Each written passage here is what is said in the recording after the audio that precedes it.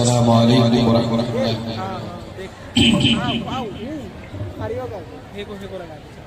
الحمدللہ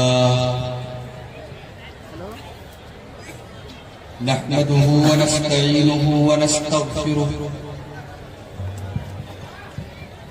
ونعوذ باللہ من شرور انفسنا ومن سیئات اعمالنا من يهده الله فلا مضل له ومن يضلل فلا هادي له وأشهد أن لا إله إلا الله وحده لا شريك له وأشهد أن محمدا عبده ورسوله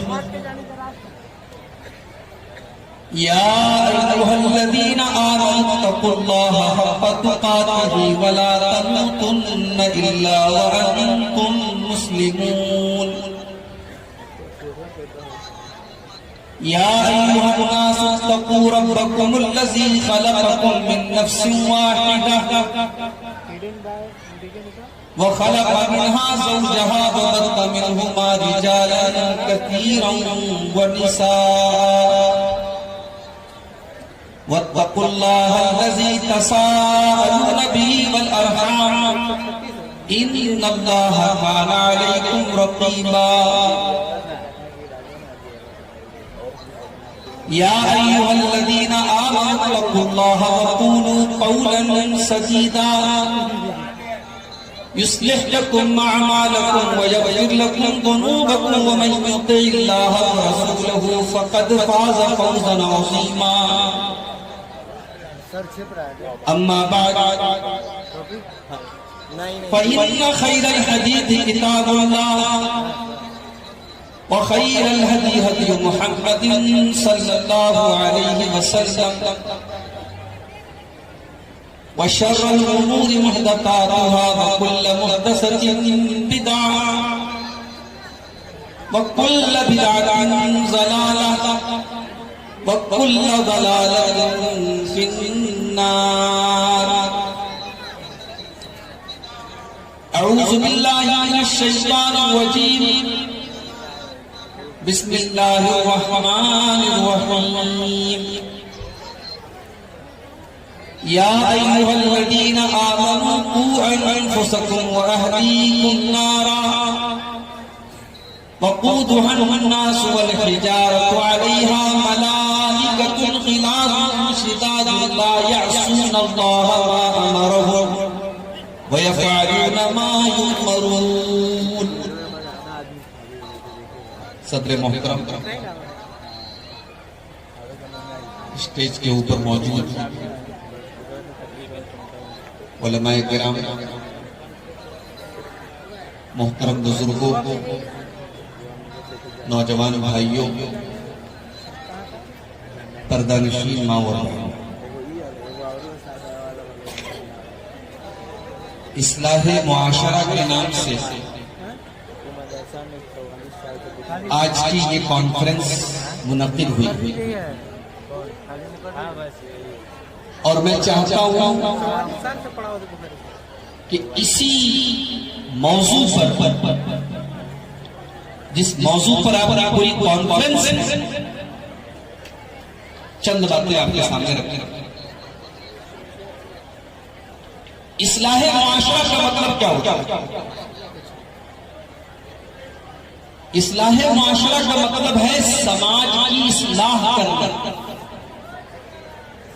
سماج سے برائیوں کو دور کرنا، سماج کو سدھارنا۔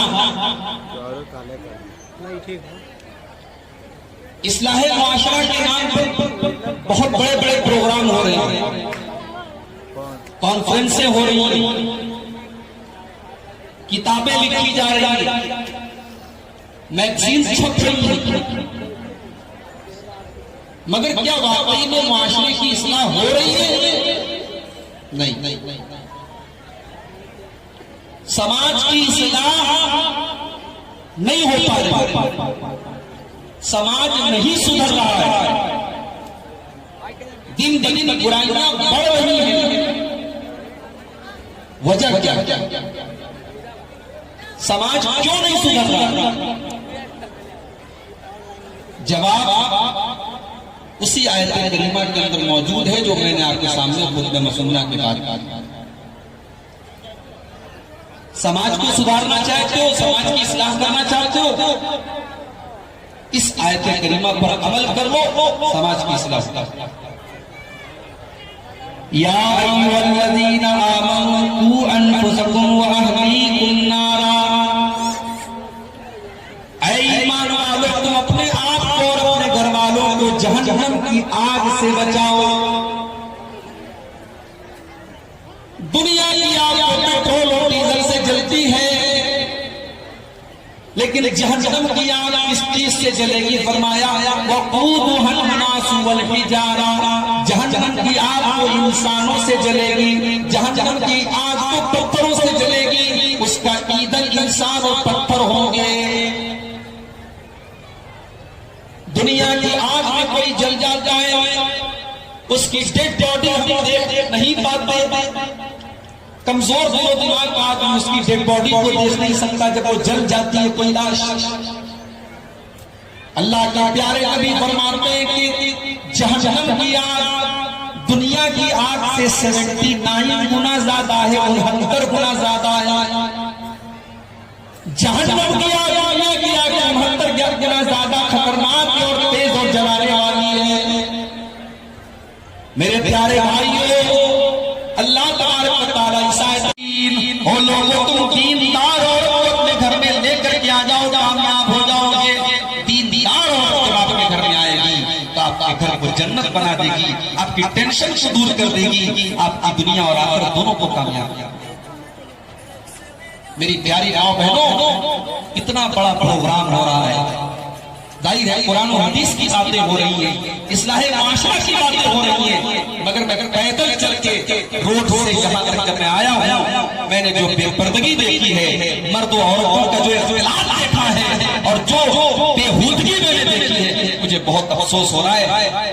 میں سچ بتا رہا ہوں، اس سال کا میں نے کئی پروگرام اٹینڈ کیے، لیکن آج کا پروگرام ماشاءاللہ بہت بڑا پروگرام ہے، بڑے اچھے پیمانے پر پروگرام ہو رہا ہے۔ اللہ تعالیٰ اس جلسے کے منتظمین کو بھی جزائے خیر دے۔ لیکن میرے بھائیوں، جلسوں کے بھی کچھ آداب ہوتے ہیں۔ آپ دین کے پروگرام میں قرآن و حدیث کی باتیں سننے کے لیے اکٹھا ہوئے ہیں۔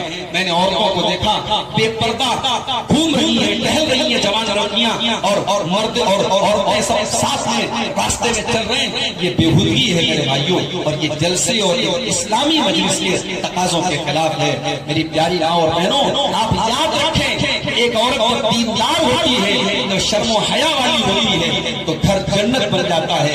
نبی اکرم صلی اللہ علیہ وسلم سے پوچھا گیا ای النساء خیر، اے اللہ کے رسول سب سے بہترین عورت کون سی ہے؟ نبی اکرم نے فرمایا التی تسرہ اذا نظر، سب سے بہترین عورت وہ ہے جب شوہر اس کو دیکھے تو خوش ہو جائے، جو اپنے شوہر کے دل کو داغدار کر دے، جو مسکراتا شوہر گھر میں جب داخل ہو اور بیوی کا مسکراتا ہوا چہرہ دیکھے تو شوہر کی ساری کلفتیں، ساری ٹینشن، ساری تکلیفیں دور ہو جائے۔ بیوی وہ ہوتی ہے، بہترین عورت وہ ہوتی ہے جو شوہر کی ٹینشن کو دور کر دے۔ اور تطیعہ اذا امر، اور شوہر جب کوئی حکم دے تو بیوی اپنے شوہر کی بات مانے۔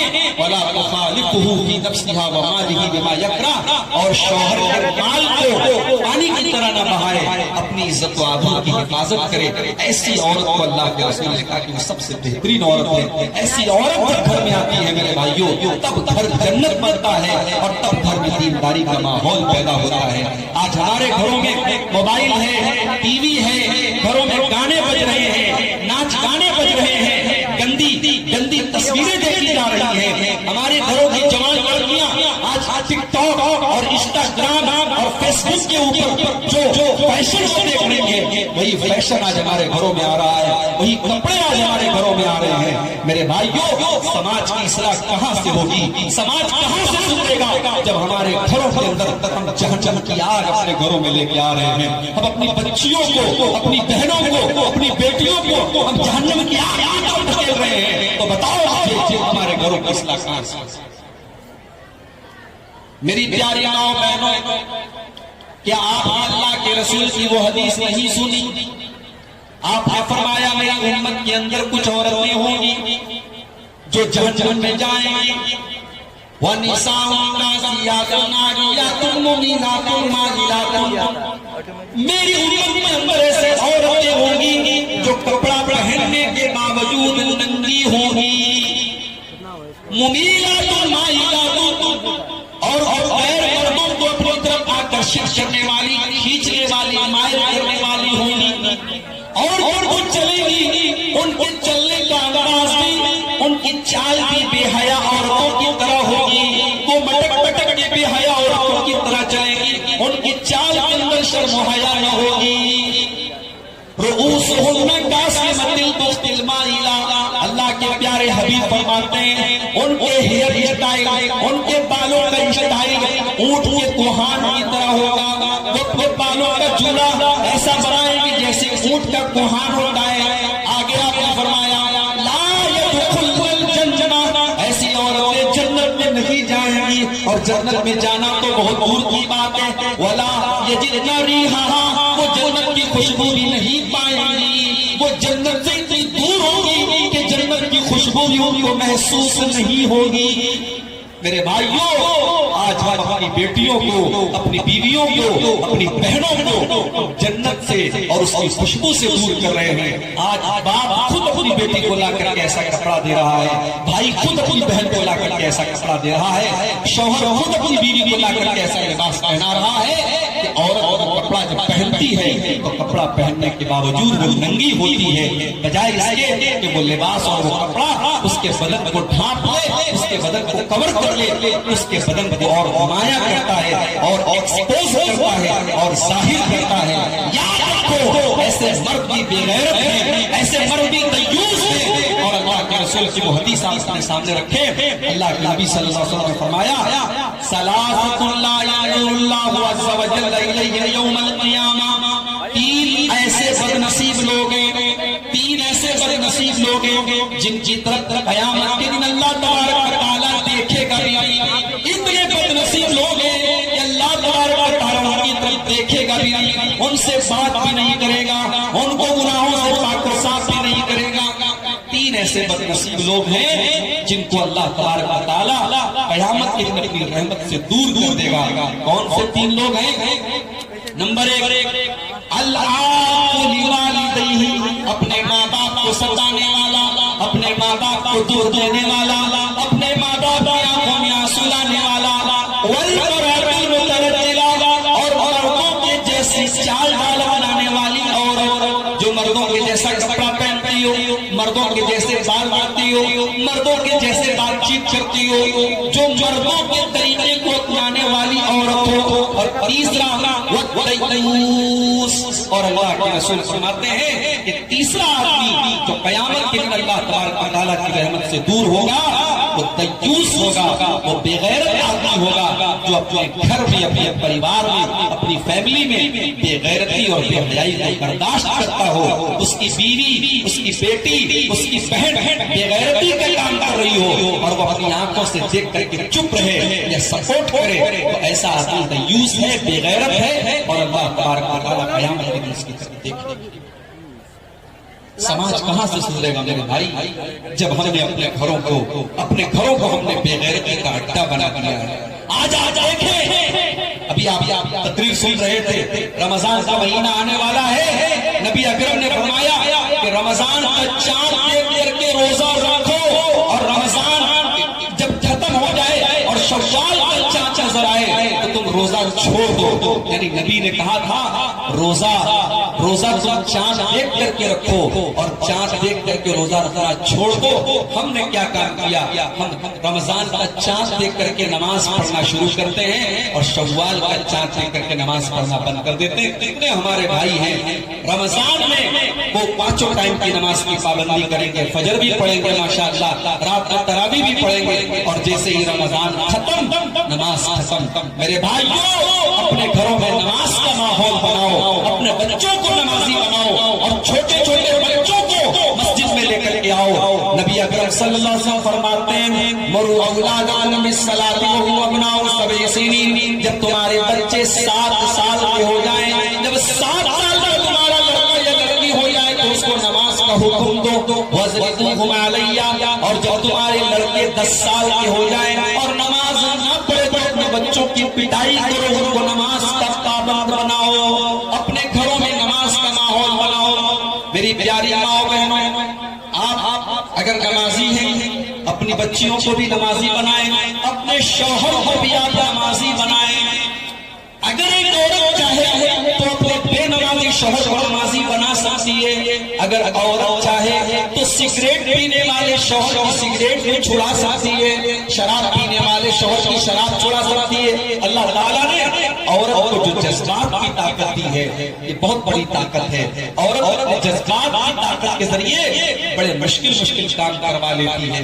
فرعون اتنا بڑا ظالم ہے، مگر فرعون نے بھی اپنی بیوی کی بات مان لی۔ جب موسیٰ علیہ السلام فرعون کی بیوی کی گود میں پہنچے اور فرعون کی بیوی نے اپنے شوہر سے کہا کہ اسے قتل مت کرو، یہ بچہ بڑا پیارا ہے، ہم اسے اپنا بیٹا بنا لیں گے، تو فرعون بہت بڑا ظالم تھا، مگر اس نے اپنی بیوی کی بات مان لی۔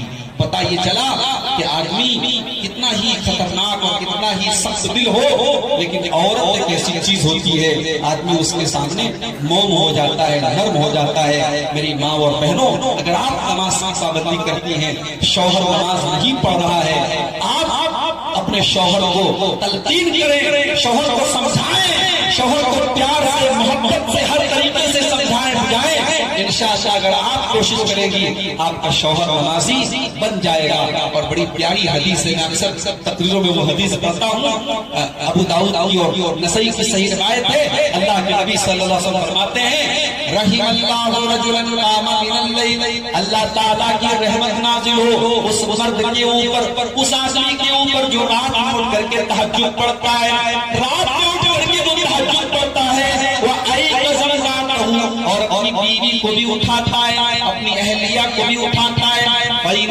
اگر اس کی بیوی انکار کر دیتی ہے، اگر اس کی بیوی نماز پڑھنے کے لیے تیار نہیں ہے، نزہا فی وجہ اللہ، تو اپنی بیوی کے چہرے پر پانی چھڑکتا ہے، چل اٹھ چل تو بھی میرے ساتھ نماز پڑھ۔ وہ اپنی بیوی کو زبردستی اٹھ کر کے تہجد پڑھواتا ہے، اور آگے اللہ کے رسول فرماتے ہیں، وَرَحِمَ اللَّهُ امْرَأَةً قَامَتْ مِنَ اللَّيْلِ، اور اللہ تعالیٰ کی رحمت نازل ہو اس عورت کے اوپر جو رات میں اٹھ کر کے تہجد پڑھتی ہے اور اکیلی نہیں پڑھتی ہے، وہ ایقظت زوجہا، اپنے شوہر کو بھی وہ اٹھاتی ہے۔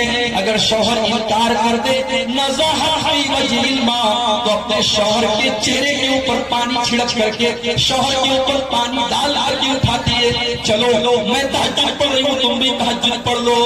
میرے بھائیوں، جس گھر میں ایسا ماحول بن جائے جہاں میاں بیوی اٹھ کر کے تہجد کی نماز پڑھیں، جہاں اپنے بیٹی کو نماز کی تلقین کرے، جہاں باپ اپنے بچے کو نماز کی تلقین کرے، وہ گھر جنت بن جائے گا۔ اس گھر کے اندر اس گھر کی اصلاح ہو جائے گی، اور جب گھر کی اصلاح ہو جائے گی تو سماج کی اصلاح آٹومیٹک ہو جائے گی۔ میرے بھائیوں، سماج بنتا ہے ہمارے اور آپ کے گھروں سے، جب ہمارے اور آپ کے گھروں کی اصلاح ہوگی تبھی جا کے سماج کی اصلاح۔ بچوں کے بھوشیہ کی بہت فکر ہے، بچوں کی نوکری کی بہت فکر ہے، بیٹی کی شادی کی بہت فکر ہے، اور آج افسوس کے ساتھ کہنا پڑتا ہے جب شادی کی بات آئی ہے اور اصلاح معاشرہ کا موضوع ہے تو مجھے کہنے کی اجازت دیجیے کہ آج ہم نے اپنے سماج میں نکاح کا جو سسٹم بنایا ہے اور اس میں ہم نے جہیز جیسی رسم کو ہم نے اپنے سماج میں رائج کیا ہے، اس کا نتیجہ یہ ہو گیا کہ آج نکاح مشکل ہو گیا اور زنا آسان ہو گیا۔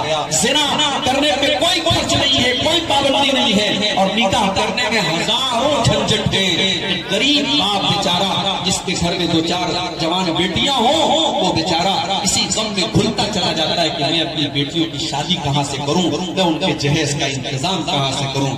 میرے پیارے بھائیوں، کان کھول کر کے سن لو، اسلام میں ایک لڑکی کے ماں باپ کے اوپر، ایک لڑکی کے ماں باپ کے اوپر اسلام نے شادی بیاہ کے موقع پر ایک پیسے کا بھی خرچ نہیں رکھا ہے۔ شادی کے موقع پر لڑکی کے ماں باپ کو ایک پیسہ بھی خرچ نہیں کرنا ہے۔ اسلام نے لڑکی کے ماں باپ کو خرچ سے مکت رکھا ہے، آزاد رکھا ہے۔ کیوں؟ کیونکہ وہ تو بیچارے خود اپنی بیٹی کو کھو رہے ہیں، وہ تو خود تجھے اپنی بیٹی دے رہے ہیں، انہوں نے اپنی بیٹی کو بڑی محبت محبتوں سے پالا تھا، بڑے ارمانوں سے پالا تھا، اور آج شادی کر کے اس لڑکی کو وہ تیرے حوالے کر رہے ہیں، اور تو اتنا بڑا بغیرت ہے، اس لڑکی کے باپ سے تو سودا کر رہا ہے، اس لڑکی کے باپ سے تو پیسہ مانگ رہا ہے، اس لڑکی کے باپ سے تو جہیز کی ڈیمانڈ کر رہا ہے۔ میرے بھائیوں، یہ جہیز کی رسم تو ایک مرد کے لیے بہت بڑی